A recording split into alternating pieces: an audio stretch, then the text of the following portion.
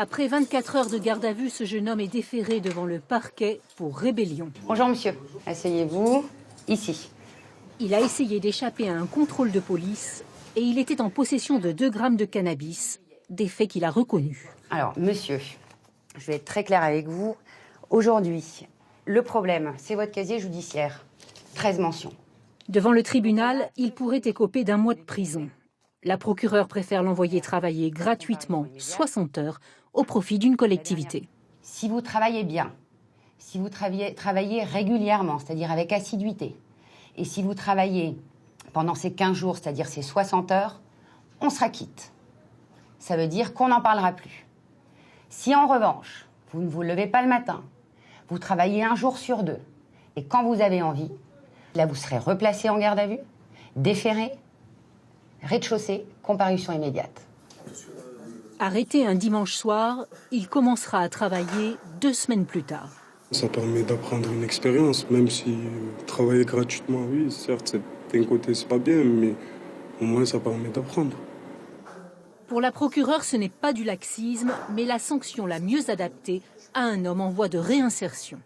La réponse aura plus d'effet sur lui et en tous les cas un engagement plus fort, ça implique un engagement plus fort et de se dire en plus on m'a laissé une chance, je ne suis pas partie en détention, que partir en détention, 3 semaines, vous sortez, merci avec mon ballot, au revoir, c'est fait.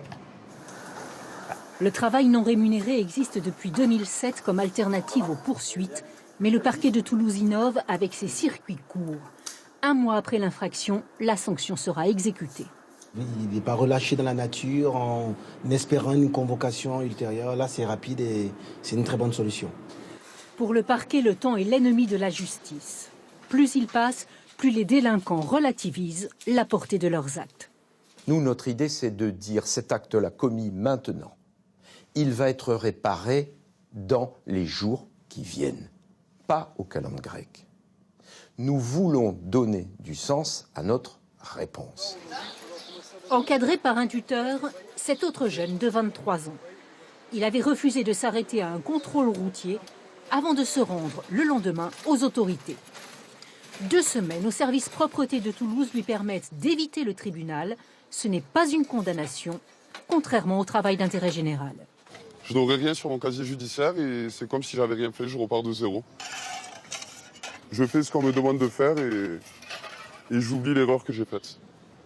154 mesures prononcées en 2017, 65% sont des réussites. Les heures ont été réellement effectuées et validées par les tuteurs sur le terrain et les services de justice. Certains sont là pour des bêtises du quotidien, des broutilles, d'autres ont des casiers un peu plus lourds. Et bon, il faut leur peine, ils payent leur dette à la société en quelque sorte. La plupart du temps, ce qui est souligné par les tuteurs lorsqu'ils nous font remonter les formulaires horaires, c'est que le mis en cause est particulièrement investi dans les missions qui lui ont été confiées. Peut-être même qu'ils en tirent une certaine fierté au final. Partenaire du parquet, la mairie de Toulouse a décidé de doubler d'ici 2020 ses capacités d'accueil pour ce type de réponse pénale.